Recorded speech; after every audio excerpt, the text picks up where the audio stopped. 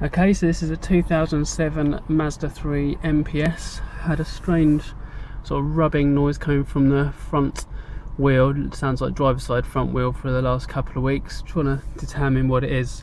It's only when turning left. So I'm just going to drive around the car park here and try and get it to do it. See what you think.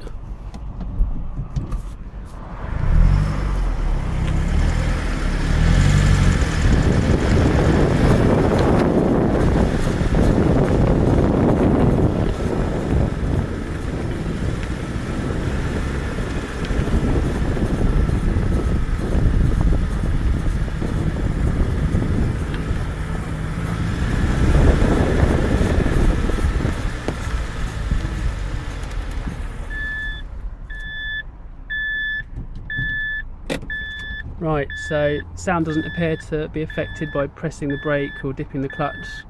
Yeah, I'm wondering if it might be a CV joint or wheel bearing, so let's see.